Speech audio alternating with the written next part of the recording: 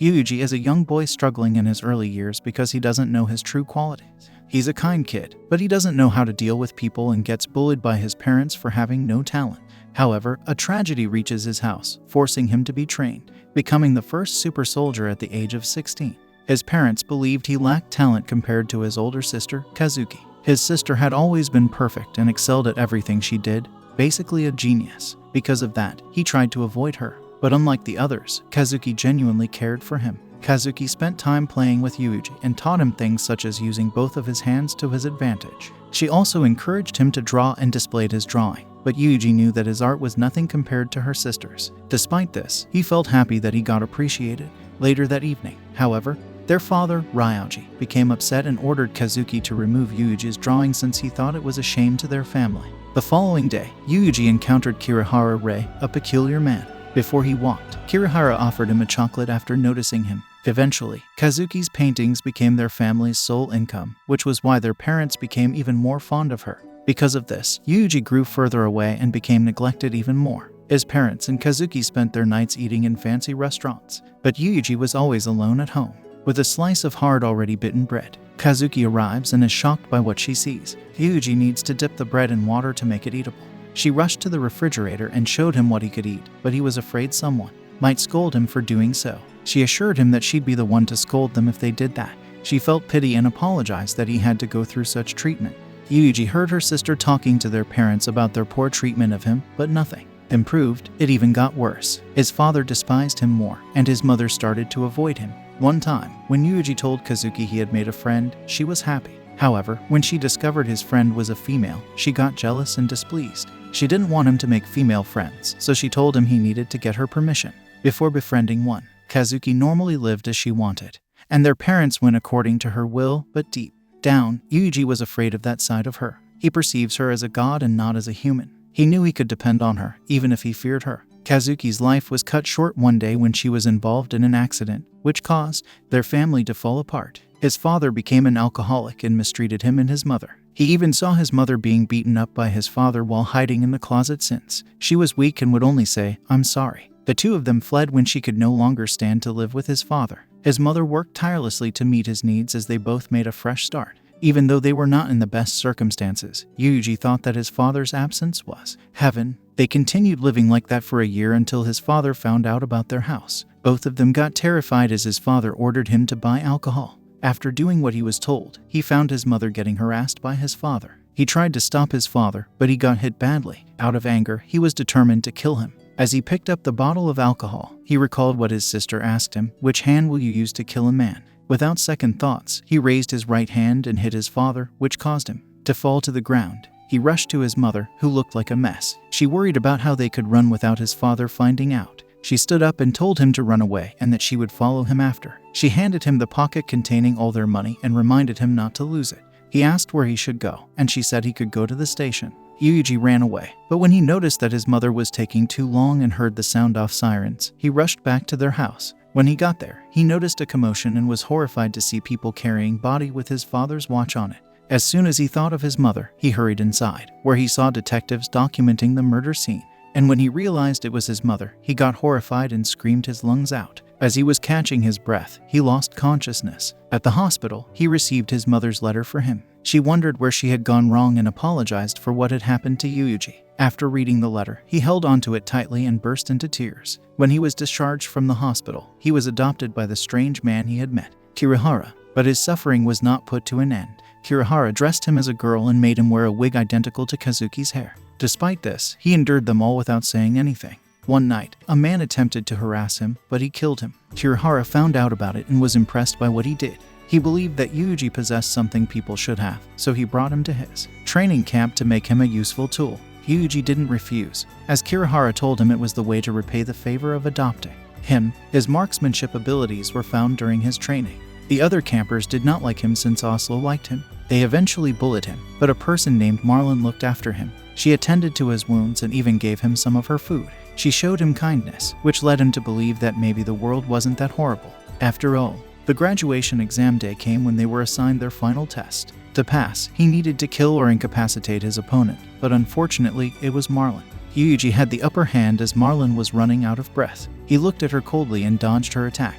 He quickly followed it by punching her hard and smacking her simultaneously. When she got up from the ground, he did not let her attack and ruthlessly kicked her in the face. She screamed, and while she fell to the floor, the image of his mother flashed back to his memories. Because of that, he started thinking he might end up like his father. He yelled as he began to lose control of himself, but upon doing so, he got hit by Marlon, which caused him to fall to the ground. She laughed as he punched him, and as a final blow, she kicked him into the air, which knocked him out. Marlon cried to him and apologized to Yuuji after the fight. Since his mother had said the same thing, he didn't want to hear such words again. He felt helpless and weak. That was the last time he saw Marlon, as she passes away in her first job. After 2 months, Yuuji was given an actual mission to determine whether he would graduate. He was tasked to assassinate people, which he found simple. The CIRS tried to investigate those cases, but they only knew that he was a mysterious boy since they couldn't find a lead about his identity with their investigation. But the mystery was put to an end during the night of the CIRS operation, where they infiltrated Oslo's residence and found Yuuji. Yuuji was discovered by Asako in an underground tunnel while he was tied up and ended up being rescued by her. Asako had taken care of him and their home was in the woods. He spent his days staring into nothing. Thus their first few days were not nice. He met JB there, who was Asako's friend and coworker. Asako decided to bathe Yuuji as she was conversing with JB. However, they found several bruises and scars all over his body. Asako offered him food after learning that he was nothing more than skin and bones. They were interrupted while eating when Yuuji yelled out of nowhere after killing the fly. On the table, he puked as his past traumas came back. Over time, Asako and Yuuji got along with each other. She gave him a dog which he named John. He became fond of John, which made him happy despite his traumatic past. Asako began training Yuuji. She taught him to be fast, use his strength the right way, and read books to gain wisdom. He also learned that she worked for CIRS, a Japanese-American anti-terrorism organization. The next day, Asako taught him how to shoot his target accurately and promised to give him a prize when he hit it. Fortunately, he hit the target, and when they got home, he saw a large case on the table. Asako told him to open it. He found a gun. Yuuji got excited and picked up the gun to try it. She takes Yuuji for a hunt, but when they got into the woods, he struggled to kill the deer as he was haunted by the past again. Then again, Asako let him be as she told him he was just a kid. Yuuji heard John barking in their house the next day. He looked around to see if Asako was back, but he was terrified when he saw that a bear had broken into their home. He rushed to get his gun, but when he gets back, he sees a lifeless John hanging on the bear's mouth. He aimed the gun toward it but still struggled to fire at it. As he kneeled on the floor, he called John's name, and once again, he chased after the bear by following the blood tracks of his dog. While chasing it, he was determined to get John back, as he treated him as his family. When he saw the bear, he tried to aim again but slipped into the snow and accidentally fired the gun somewhere else. The bear noticed and attacked him while he was only left with a knife. He tried to stab it, but the bear was so strong that it swung his knife in the air effortlessly. Slowly, he was getting scared of it, and the voices in his head encouraged him to kill it while he had traumatic flashbacks. He grabbed a stick in his hand and stabbed the bear in the eye. He was about to fire his gun. He spotted the bear's children and knew that it was going to feed John to them. At that point, he began to lose hope and wondered why his dog was becoming a bear's prey. He notices the bear slowly eating his dog, and he wept and threw up. While shouting and asking why, he pulls the trigger on his gun. He returned to the house while carrying John's collar, and Asako greeted him. She asked him if it was a bear and he revealed that he couldn't kill it.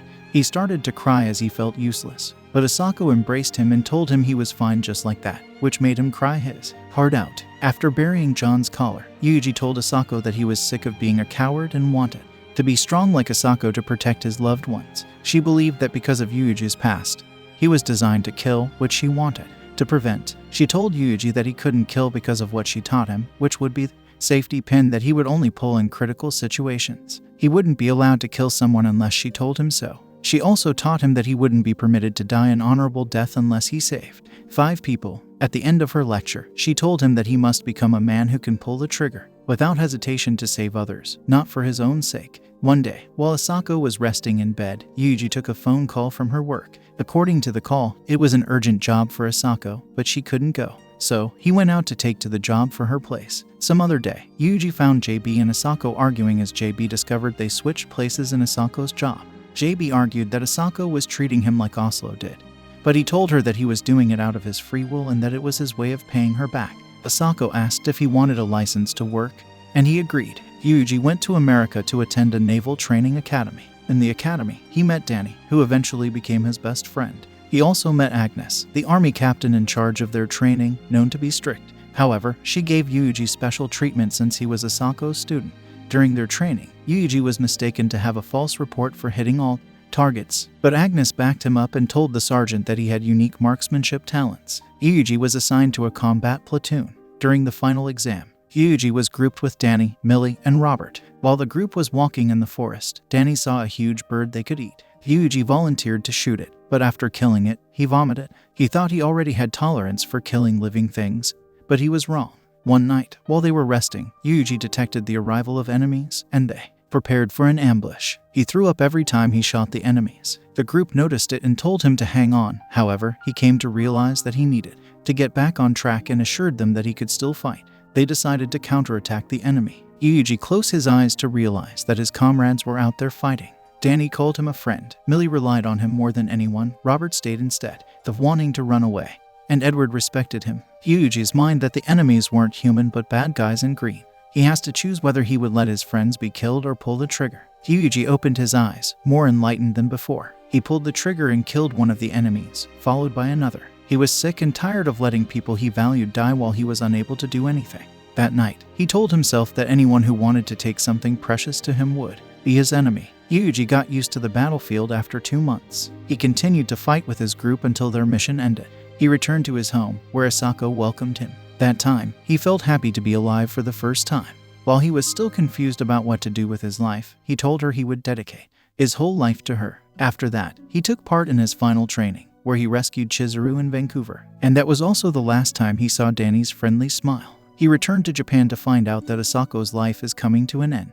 JB told him that Asako had been drifting in and out of consciousness since the other day. It started when a high-caliber rifle shot her, and the complications worsened. He went into the room and found her lying in bed. He held her hand and asked her if she was going to die, and she nodded. His tears started falling as he told her she shouldn't die on him. After seeing him cry, she laughed softly and said men shouldn't cry so easily. Yuuji looked up at her and told her he tried to live for her as tears fell from his eyes. He said that Asako was the one who gave purpose to his life and that what was happening wasn't fair. He refused to accept that she was fading away and that she was why he had someone to come home to. He looked down as he realized he was going to lose someone again, and he couldn't do anything about it again. He began to ask what would happen to his future without her. JB told Yuuji that Asako probably wouldn't be able to make it at the end of the day.